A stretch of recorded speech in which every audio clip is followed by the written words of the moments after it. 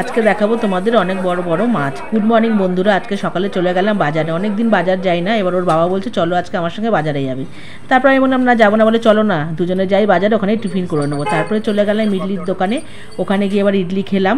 খাওয়ার পরে হচ্ছে প্রথমে আমাকে তো ইডলিটা দিচ্ছিল, ওর মধ্যে ওর বাবা নিচ্ছিল। ওর বাবা বললো না আমারটা চাটনিটা বেশি করে দিতে, ওই যে সাদা চাটনিটা দেয় না বাদামের, ওইটা আমি আবার ওইটাও বেশি ভালো খাই না, আমি খাই সাম্বারটা ভালো। ওর বাবা বললো ওটা কম আছে বেশি আছে, এ করে করে দিল। আমি সেরকম খেতেই পারলাম না ইডলিটা, কারণ আমি সাম্বারটা বেশি ভালো খাই, চাটনিটা কম খাই।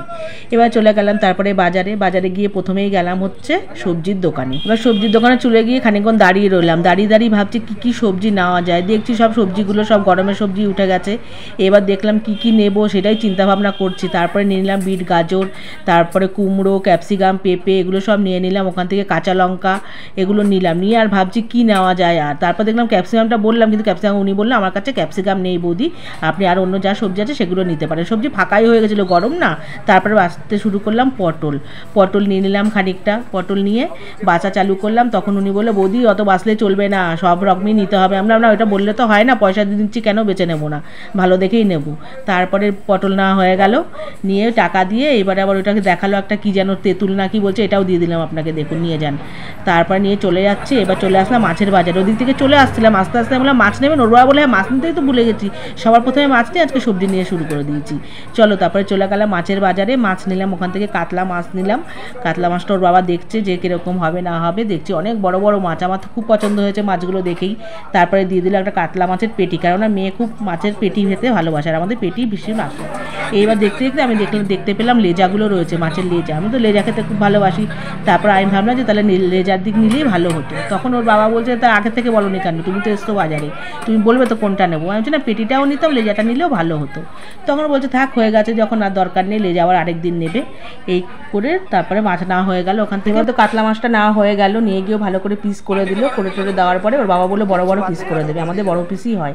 করে নিয়ে না যাওয়ার পরে এবার চলে গেলাম হচ্ছে ইলিশ মাছের দোকানে, লোকটার কাছে। ওর বাবা বললো আর কি মাছ নেবে, দেখতে পেলাম ইলিশ মাছ, কেন তাহলে একটা ইলিশ মাছই নিয়ে নিই। তখন ওর বাবা বলে ভালো লাগবে এখন ইলিশ? আমি হ্যাঁ কেন ভালো লাগবে না, আমি যখন এসেছি ইলিশ মাছ নিয়ে যাবো। বলে তাহলে নাও ইলিশ মাছটা। লোকটাও বললো না বৌদি খুব ভালো হবে, নিয়ে যান, এর কাছ থেকে আমরা মাছ নিয়ে খুব ভালো মাছ তোলো, আর বাবার সঙ্গে ভালো পরিচিত হলো না।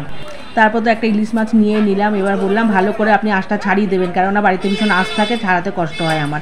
বলছে আচ্ছা বৌদি ভালো করেই ছাড়িয়ে দেবো। বেশ সুন্দর আঁশটা ছাড়াচ্ছে, আমিও দাঁড়িয়ে দেখলাম।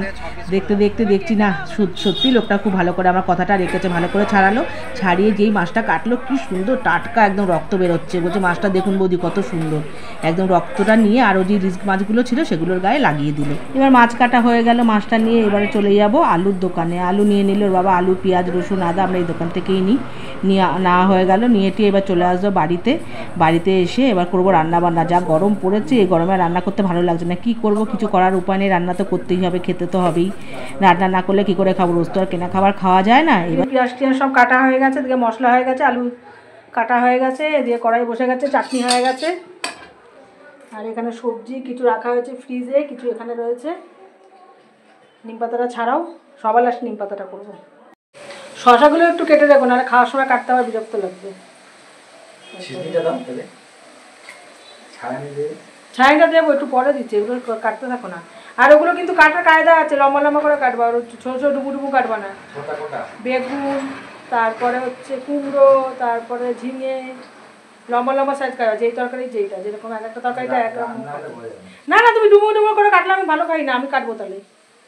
হ্যাঁ কাটার দরকার কাটবো বললে হয় না, মাপ মুখ ওটা একটা সব কিছু সৌন্দর্য আছে, যেই তরকারিতে যেরকম কাটতে হয়। না থাকলেও তাহলে তো মাংসর আলু গুঁড়ি গুঁড়ি দিতে পারে, আলু তরকারির মতন তো আলু কাটে না, মাংস আলু বড় বড় কাটে।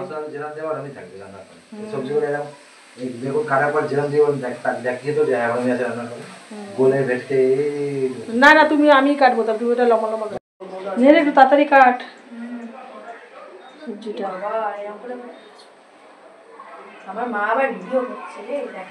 এখানে হচ্ছে চিকেন, আর আজকে করবো একটু ফ্রাইড রাইস,